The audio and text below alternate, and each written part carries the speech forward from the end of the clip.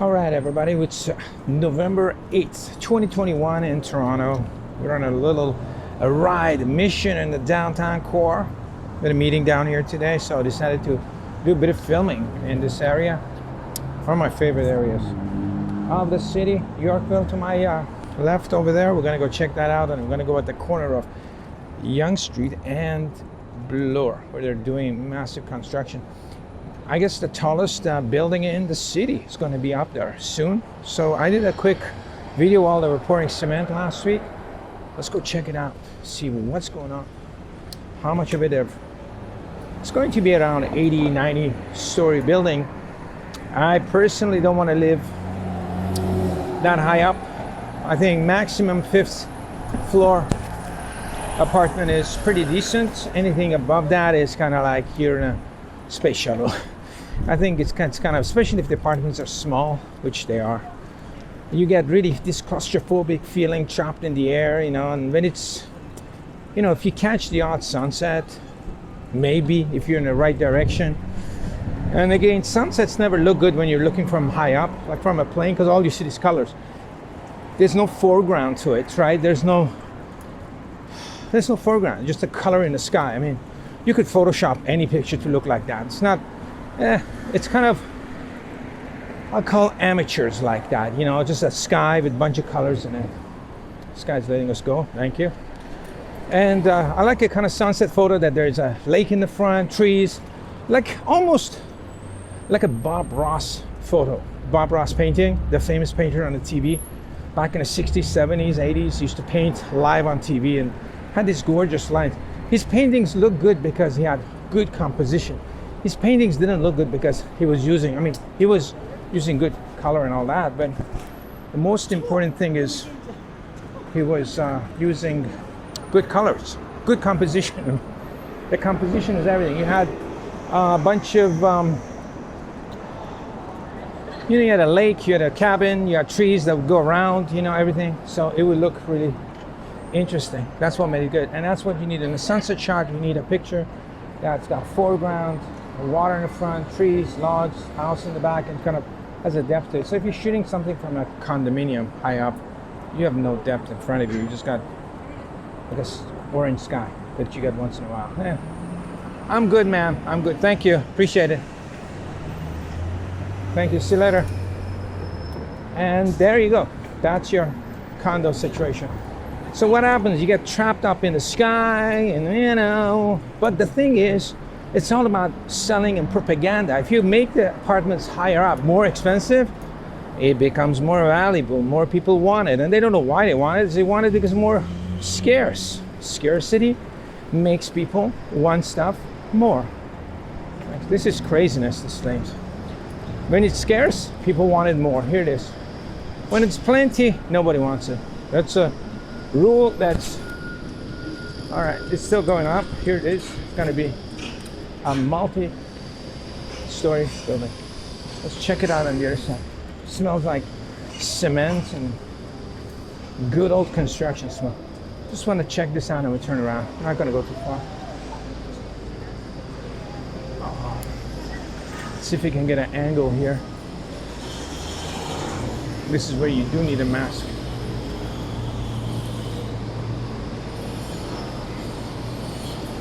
All right.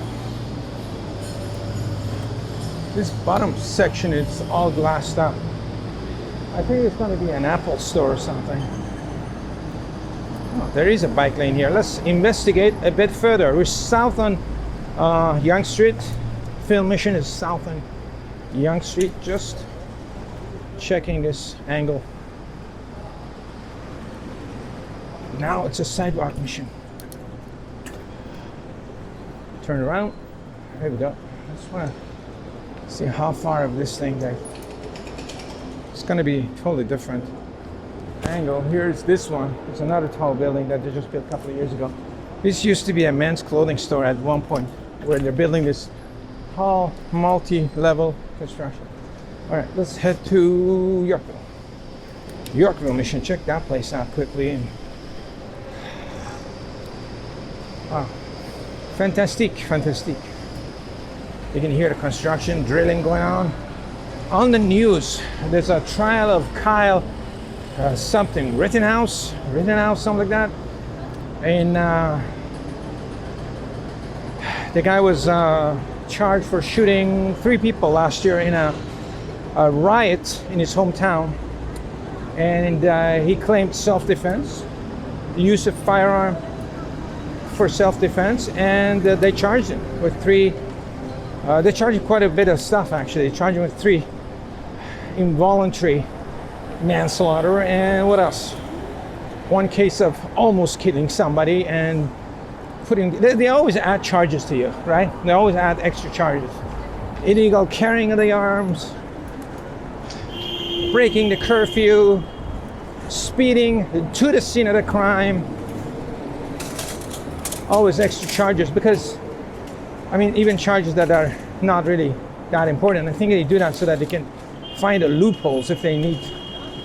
If they're losing, they can use the loopholes to come up with some sort of you never know when you need a loophole, I guess.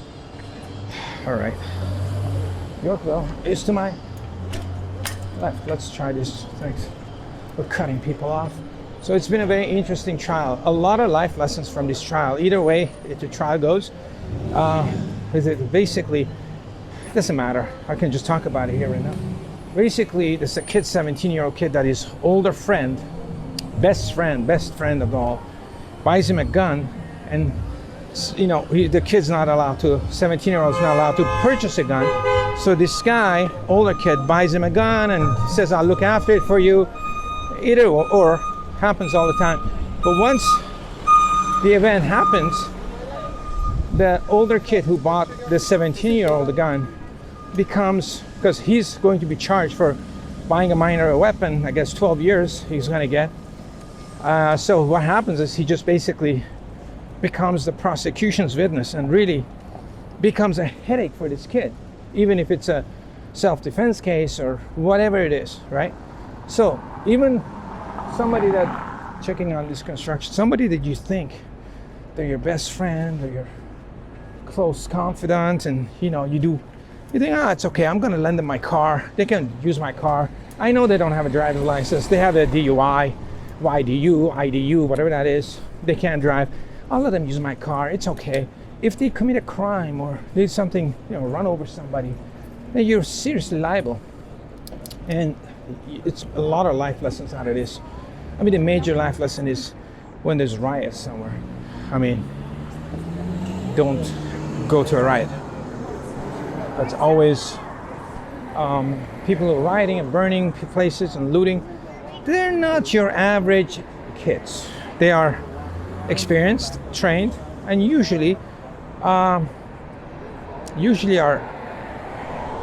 encouraged by the law enforcement. So you're dealing with basically semi-officials. So there's no way you can, there's no regular person is going to walk on the street and break into a store and steal their stuff.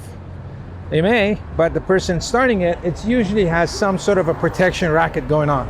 Either they have a key, or they own the business, or they have some sort of a plausible deniability there. Their father is in charge of the bank, or their grandma's in charge of the city sanitation or something. They got some sort of a string. So you don't go following them, because if you don't have connections, you're going to be screwed. And you can't defend your property against people like that, because they're connected. They got law enforcement behind them. I mean, if they didn't, look at this gorgeous Porsche. The law enforcement wouldn't leave the city. Usually police, even in Toronto here, a couple of years back, G7 meeting, people were riding up and down Yonge Street, and the police just packed them and left. Basically let them do what they want. So to me, that gives them the green light to do whatever they want. And you go and try to stop them, you be the one who's going to be charged, right? It's not fair. That's the way it is. So you want to stay away from those troubles. Look at this one. This is a pretty cool car too. Wow.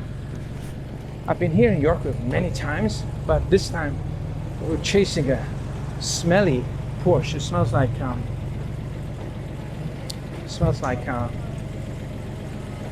gasoline, and the engine sounds gorgeous. Look at this. The guy's like guy's like, what the hell is this bike guy tailgating me? We're filming it. We love the car. Look at that. Beautiful. This old Porsches look good. The new ones, not so much. Let's dive through this gas station. Parking lot. Very carefully into this hallway. Let's see if we can go through. It says my card is denied.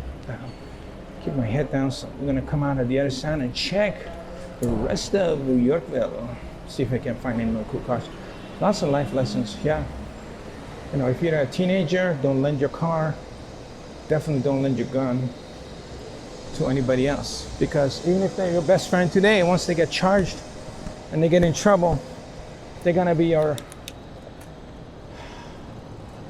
witness against you in the court, and it's not fun and games. Today it's pretty cold and not cold, it's very quiet here.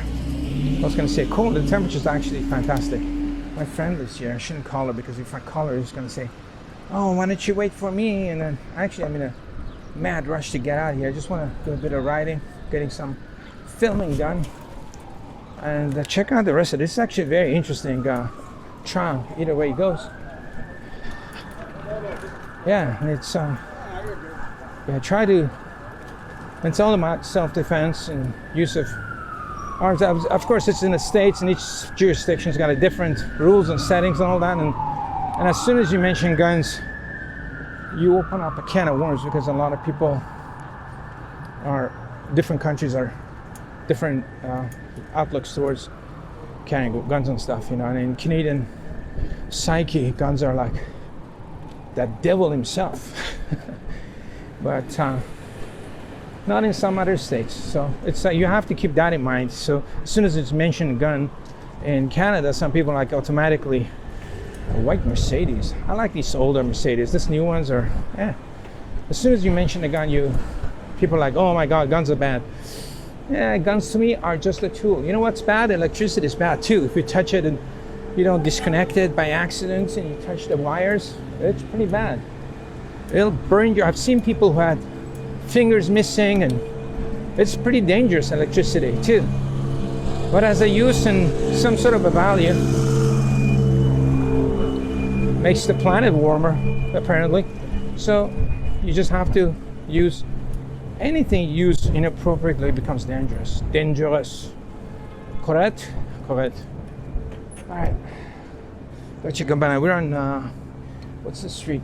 This street is Bloor Street. This is Bloor Street. I just wrote down this. Just wanted to go to a Young Street and Bloor Construction. A little check, because that's going to be a major tall building, and it's going to be and this area is the high-end part of town. It's like a Fifth Avenue of Toronto. Gucci and I don't know, these shops. But you know what, Burberry, I think it's super brands are done, aren't they? I just don't feel Louis Vuitton. I mean, it's kind of weird. Doesn't it feel weird you carry Louis Vuitton? Do you feel that yet? Because I've had a lot of people tell me they feel weird. You know, when it was only Louis Vuitton, it was made in Paris, France, and it was good quality, and you felt, you know, you bought something, you had a good quality, and stayed in the family for years and years. But now it's become like you buy it to show off, right? But the problem is, when you're showing off, hey, How are you? when you buy it now and take a picture of yourself on Instagram with a Louis, nobody knows if it's real or not, because it could be a paper bag and has a mark on it, right? So that has no value, and it's all being made in China, right? So the original ones are made in China, and the knockoffs are made in China. So the companies fucked everybody over, including themselves, by trying to save an extra penny. And I mean, a Louis Vuitton bag is $6-7 grand. You're making enough money. So you still need to make more money by using child slave labor? I mean, presumably, that's what I hear everywhere. What cheaper labor anyway? And how much profit do you need? And I think they all look the same. They call it, in India, for example, they call it first generation, first copy, second copy, third copy. That means how close to the original it is, and your first copy is identical, right? And most girls who are like trying to show off, guys too, on Instagram. Ooh, so windy. It's not a picture anyway. It's not, on a picture, nobody knows if it's real or not. Just like in the movies. You don't know if it's a gun, it's a real or a fake on a movie set, right? Usually it's fake till Alec Baldwin shows up and shoots the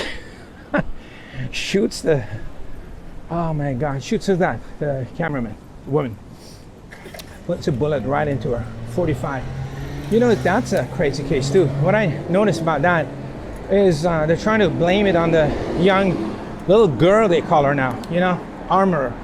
You know, normally you call somebody a little girl, people are like, up at you, you know, hey. But in this case, they're calling her a, you know, she's inexperienced, she's too young. I don't know, man. I don't see it that way. You know, when you're young, it depends how much experience you have, how much knowledge you have. We don't know any of that at all so far. There's no court data. We don't know how experienced or how, but what it is that they're using all the pictures of her that she's holding the gun, what I call a bad man Western pose, the bad guy, you know, guns on the shoulder, badass Western guy, to trigger the people on the left saying, oh my god, she's a gun nut, she loves gun, it's her fault. And then they're using her Instagram pages where she's being slutty and purple hair with bondage t-shirt and all that to trigger the right, saying, oh, she has no clue how to use guns because she's a green-haired lefty, you know, which in both cases, it's absurd to judge somebody and based on their Instagram posts, which we just talked about it, how people are using fake bags to pretend what they're not. So this girl could be pretending she's a tough girl, Western chick, or she could be pretending that she's a pink hair, crazy slutty girl. Well, you don't know. Like, it's an entertainment. I look at people's Instagram as entertainment. Everything I see on my Instagram is entertainment and fun and BS and ain't joke anyway. So I just find it, whoever has the biggest PR money, they're trying to destroy her credibility by visually posting weird images of her. I think it's very clever. And whoever is doing it, they're doing the guy who actually pulled the trigger. We haven't seen any photos of him with a gun. Notice that? You find me a photo of Alec Baldwin with a gun. Can't find it. Every picture of him, he's remorseful, bent over, and in one of the pictures he even has a blood. His shirt is all bloody, I guess from the show, from the actual script, movie script. So every picture of him is in a victim pose, bloody shirt, bent over, crying, upset. And every picture of this girl, she's either holding the gun like crazy Western bad guy who shot the whole village up because he was just an asshole, or a pink hair, green haired, slutty TikTok girl who doesn't know any better. So that's a PR money working for you. I don't know who's at fault because I have no idea. All I know, I look at the visuals and the visuals tell me a story that somebody wants us to know.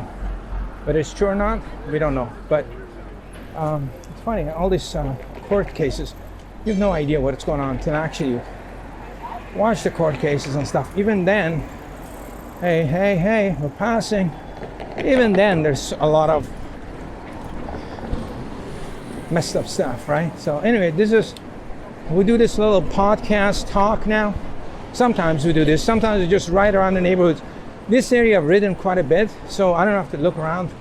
So we can do little discussions about the news and what's in the news and what's exciting, what's not. I'm no expert in any of this, so these are all my opinions. If you like them, comment. If not, comment also saying you're wrong. Now, the younger is at fault because she's holding the gun in the wrong angle, something. Anyway, or it's not a self-defense. He shot 4 people in a riot. It's the power of the media, and it's very The Germans figured out the power of media and cinema, and they learned it from the Americans. They learned it from the Americans, not the British so much, because the British weren't good at this. British were good at working behind the scenes, used to trick people behind it. British were smart in world history. What they did was they would just trick the leaders, and the leaders would trick the public, and they would own countries without having to do much. They would just trick the leaders, you know. And that's why a small country, they could invade the whole world. The Americans had the power of Hollywood. Can we go? Yeah.